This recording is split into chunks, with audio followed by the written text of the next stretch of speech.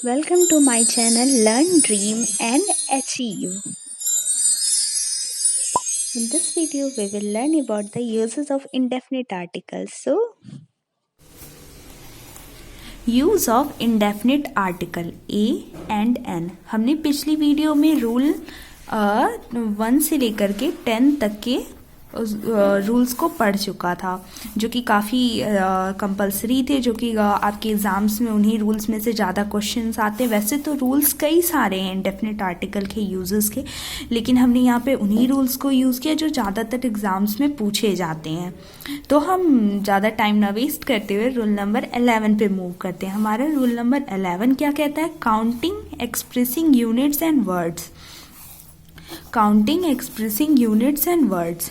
Counting, expressing units और words क्या होते हैं? जैसे कि आप मार्केट जाते होंगे ना, वहाँ पे कहते होंगे 1 किलो ये दे दो, 1 किलो है, 1 दर्जन केला दे दो। तो वो 1 दर्जन 1 किलो जो है वो काउंटिंग एक्सप्रेसिंग यूनिट है। उन्हीं के बिफोर हम ए और एन का यूज करते हैं। वो भी रूल नंबर फर्स्ट पे डिपेंड होता है कि रूल नंबर फर्स्ट हमारा क्या है, आगे वाला हमारा लेटर कैसा है, फर्स्ट उसका लेटर क्या है, फर्स्ट साउंड हमारा क्या निकल रहा है, उसके हिसाब से हम ए और एल है। लेकिन ये ध्यान में रखना चाहिए, जो हमारे काउंटिंग एक्सप्रेसिंग यूनिट्स और वर्ड्स होते हैं उनके बिफोर हम ए और एन का यूज करते हैं। काउंटिंग एक्सप्रेसिंग यूनिट क्या क्या है? किलो, दर्जन, कपल, 1000, 100, ऐसे काउंटिंग एक्सप्रेसिंग यूनिट हो गए। अब हम रूल नंबर 12 पे मूव करते हैं। If any verb used as noun then a and an is used before the verb. अगर कोई भी वर्ब है, जैसे वॉक, ड्रिंक, स्विम, वो नाउन की तरह यूज हो रहा है, तो फिर वो ए और एन का हम यूज करेंगे उस वर्ब के आगे। हम एग्जांपल देखते हैं वॉक को लेकर के। My father has gone for a morning walk. वो मॉर्निंग वॉक पर गए हैं, ठीक है। अगर यहीं पर ये वर्ब की तरह यूज होता, यहाँ पे ये नाउन की तरह है, तो यहाँ पे है वो मॉर्निंग वॉक पर गए हैं। अगर वहीं ये वर्ब की तरह यूज होता तो फिर होता वो मॉर्निंग वॉक करने गए हैं, तो वो वर्ब हो जाता। और यहाँ पे ये नाउन की तरह यूज हुआ है, ठीक है। यहाँ पे इसका मतलब है गए हैं, और वहीं करने गए हैं तो फिर वो वर्ब की तरह यूज हो जाएगा, ठीक है।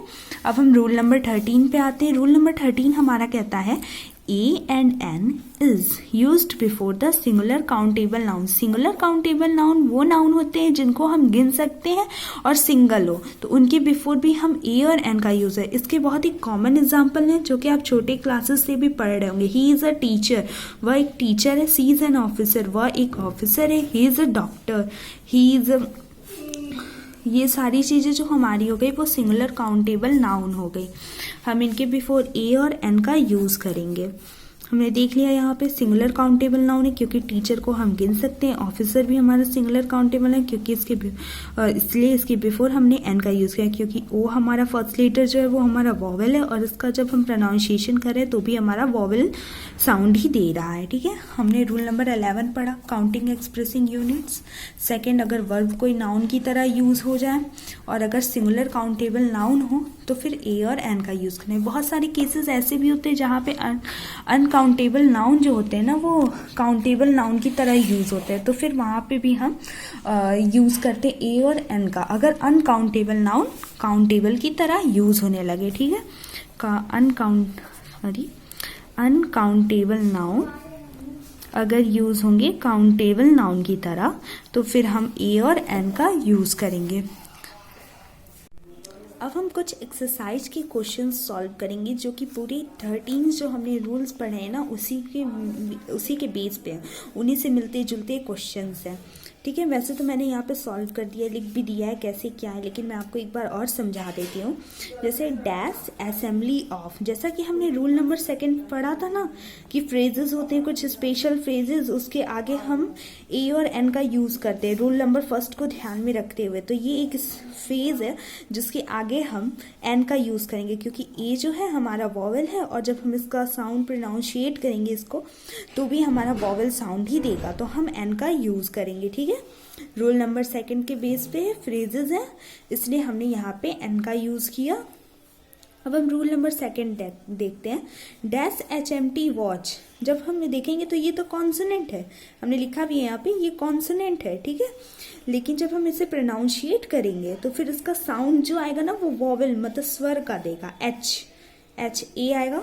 तो फिर इस हिसाब से हम N का यूज़ करेंगे यहाँ पे। दोनों चीज हमने रूल नंबर फर्स्ट पढ़ा था ना कि वॉवेल, अगर फर्स्ट साउंड जो हो वो हमारा वॉवेल हो और फर्स्ट लेटर हमारा वॉवेल हो तो एन का यूज करेंगे। अगर फर्स्ट साउंड लेटर हमारा कॉन्सोनेंट हो लेकिन उसका साउंड हमारा वॉवेल दे रहा हो तो हम एन का यूज करेंगे। ये उसी के बेस पे, ठीक है। अब हम क्वेश्चन नंबर थर्ड को देखते हैं। Dash red and dash orange box, हमने पढ़ा था ना, दो एडजेक्टिव हैं, ठीक है, एंड से जुड़े हुए हैं, लेकिन वो एक डिफरेंट ऑब्जेक्ट्स को इंडिकेट कर रहे हैं, मीन्स डिफरेंट पर्सन और थिंग को दिखा रहे हैं। तो हर एक एडजेक्टिव के आगे आर्टिकल्स का यूज होगा, इंडेफिनिट आर्टिकल का। तो रेड है तो ए लग गया, ऑरेंज है तो एन लग गया, रूल फर्स्ट को ध्यान में रखते हुए, ठीक है। वही अगर एक ही बॉक्स को इंडिकेट करे तो बस एक रेड के आगे लगता है, ठीक है, एन के आगे कोई आर्टिकल का यूज ही नहीं होता। फिर रूल नंबर 4 है हमारा हाफ डैश आवर। आवर को जब हम देखेंगे पढ़ेंगे तो एच हमारा साइलेंट हो जाएगा, आवर पढ़ेंगे, ठीक है। तो इससे हमारा फर्स्ट लेटर और फर्स्ट साउंड दोनों ही वॉवेल आया, तो इसके आगे हम लोगों ने एन का यूज कर लिया, ठीक है। पांचवा हम देखेंगे dash Apple fell from a tree. तो ये एप्पल पढ़ेंगे, ए हमारा फर्स्ट लेटर हमारा वॉवेल है और फर्स्ट साउंड भी हमारा वॉवेल, तो एन का यूज हो जाएगा। ट्री देखेंगे तो ट्री के आगे हम ए का यूज करेंगे क्योंकि एक का भी सेंस दे रहा, और हम देखेंगे तो टी जो है फर्स्ट लेटर हमारा फर्स्ट साउंड भी हमारा कॉन्सोनेंट आ रहा है तो ए हो जाएगा। ये हमारे 5 क्वेश्चंस थे फ्रेजेस के बेस पे। रूल नंबर फर्स्ट पे दो एडजेक्टिव कैसे ऐड हुए हैं, आवर को कैसे प्रोनाउंशिएट किया है, एप्पल का जो था वो देख लिया हमने। अब 6 वाले क्वेश्चंस पे हम आते हैं। हमारा छठा क्वेश्चन कहता है rice is sold at rupees dash dash kilo. ये रूल अभी हमने पढ़ा है कि अगर कोई भी काउंटिंग एक्सप्रेसिंग यूनिट्स और नंबर्स होते हैं तो उसके बिफोर हम ए और एन का यूज करते हैं। तो राइस जो है ₹10, मतलब 1 किलो जो है 10 का मिल रहा है, ठीक है, राइस इतने का बिक रहा है। ये हो गया। रूल नंबर 7 देखेंगे how fine dash day it is.